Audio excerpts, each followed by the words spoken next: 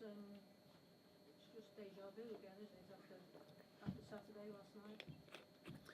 Yeah, keep expecting Bill Murray to walk in and the Groundhog Day film to start all over again.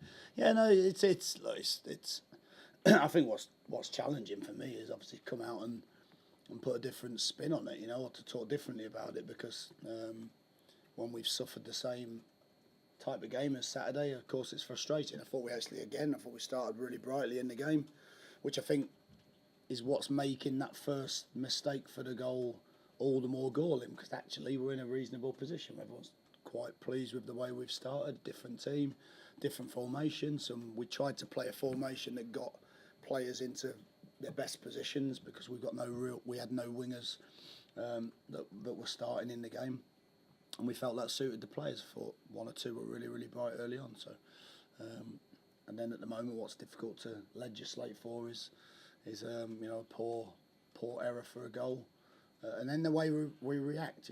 That's probably the frustration a little bit, is because the way we're reacting at times is not as strong, is not as good as we'd like it to be. And of course, doesn't matter which game you play, if you're 3-0 down at any point, home or away, then you've obviously got a massive job on your hands to get anything out of the game. As it is, twice in 2 games, we very nearly have done exactly that, and actually should have done that. And so again, you come off with some positives in terms of Sido scored again, Bennett scored again, but then we all can also talk about the missed opportunities late on that we should take. So I think everyone at the moment is frustrated. Everyone is determined to keep fighting to put it right, and I think that's the only route you can take. You got to try to be intelligent in the way we make decisions to change things, but ultimately we also have to eradicate the errors, because quite clearly at the moment defensively we're making it hard for ourselves to then allow the attackers to keep scoring goals that should win us games rather than come back into games. But there were some bright spots. Tom Edwards not playing in his normal position, playing on what was probably the wrong side for him, I thought did admirably, and must be in your thoughts maybe for the weekend. Well, I think, in fairness to Tom, I asked him to play on the left to start with, just to give Moritz a half at least in his probably what's the most natural position for him. But I thought Tom acquitted himself really, really well. I thought he showed good aplomb going forward, good quality going forward. I thought we know he's very, very dogged defensively. He tries to do his job defensively, and he's a great kid. He's a great lad, and some of the positives I suppose you can look at, which is half the battle with her. I'd be lying if I didn't say that the team I picked wasn't with half an eye on maintaining freshness for Saturday, because we know Saturday's a huge game, but it was also to give some of those players opportunities, and some of those players were young players. For Tom Edwards and Harry Souttar to start the game, thought Tom, like you say, was pretty consistent throughout. Harry in his first start had some moments that of course he'd want to improve on, but overall I thought stuck to his task and certainly did well for his first start.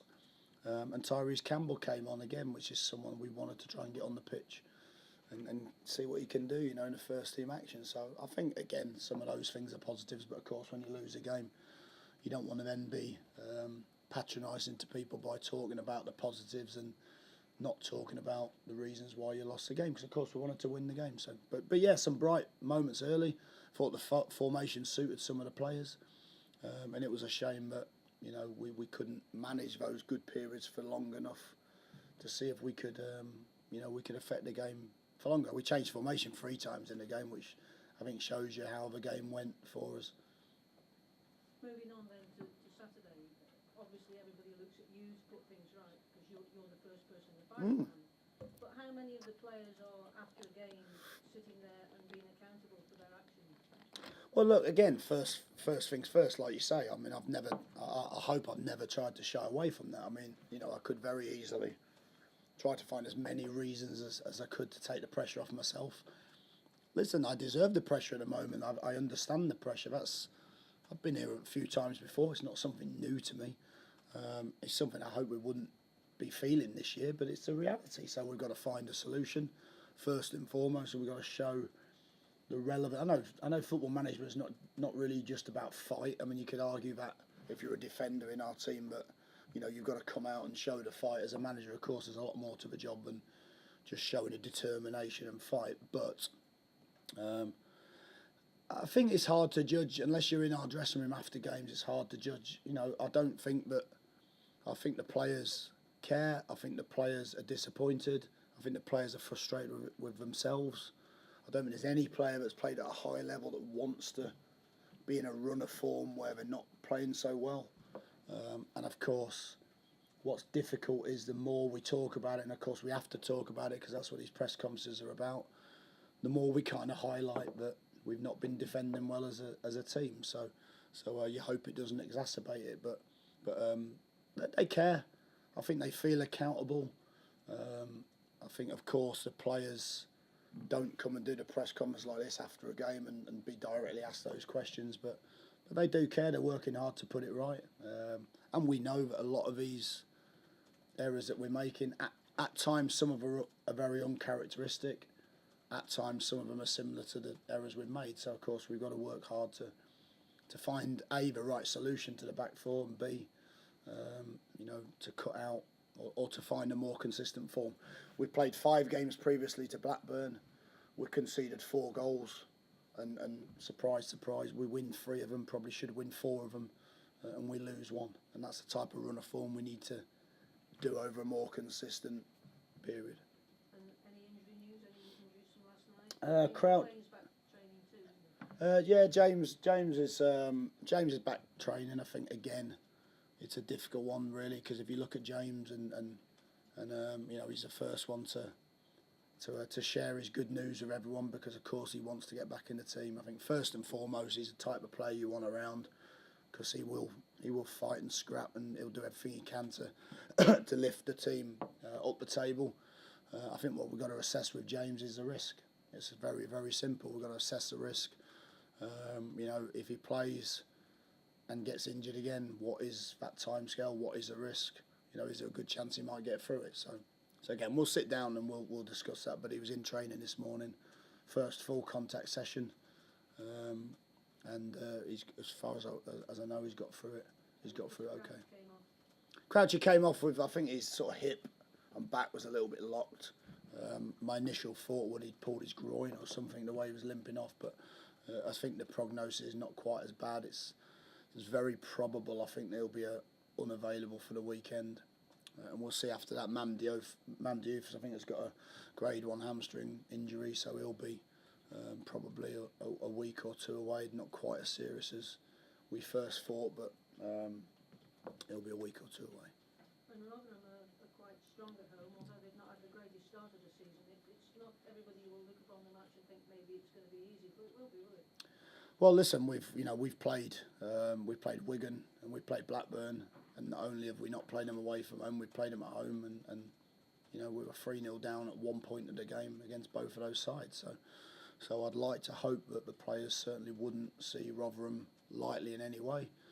Again, it's a championship. You get sides that will fight and scrap for their lives, and we'll go to Rotherham, and they will scrap for everything. They'll put us under pressure. They'll try to force us into making mistakes like other teams have done. And what we've got to do is we've got to stand up strong, and then just like the Sheffield Wednesday game a few weeks ago, we've then got to show our quality. And if we show our quality, there's absolutely no doubt what this team can do. What we've got to back that up as, and we've got to be a little bit more secure at the back and make sure we give those forward players an opportunity to flourish and go and show what they're doing at the latter parts of games. So we certainly won't take it lightly. We'll prepare for them just like we'll prepare for any other team. But what I would say is, once again, we're more than capable of going there and winning the game. But we've got to put lots of elements that we're not putting in for 90 minutes into the match to get the result. Thank you. You spoke earlier in the week about defensive errors that have cost you goals. So many of the goals that you've conceded have been, as I think you said, were defensive errors. So what can you actually do to stop that? I think what you can do is you can do a few things. You can try to tinker with a back four to find a more consistent unit. That's one thing you can do. I'm not suggesting which one I'm going to do, but that's one thing you can do. And the other thing is you can just keep working. Or of course there is a third option, which is to look outside of a group to see if there's anyone who can come in and strengthen the group short term. So they're the options. I mean, as a manager, that is what you've got. I appreciate as well that we've got to try to. I think you have to earn confidence, but I think we've got to try and instill a little bit of confidence in them, because there has been parts of games where we've defended quite well, and maybe we've got to show that as much as highlighting the mistakes that we're making. But ultimately, listen, it's we're all paid to do a job. I'm paid to try and win games of football. If I'm not winning games of football, then I have to live with the criticism and the sort of the other side of a game that comes with that. Our defenders are paid to keep clean sheets, and they have to obviously live with the pressure, which they understand that. So we've got to perform. It's as simple as that. I've once again I've got a lot of belief in the players we're putting out there, and I would expect us to perform more consistently. So we'll continue to work. We'll continue to look at which is the best or most synergistic back four, because I think in terms of defending, you have to have players that can read each other's game and can move together as one, and we'll continue to try to do that, because realistically they are our options, and we've got to find one very quickly that's the right solution.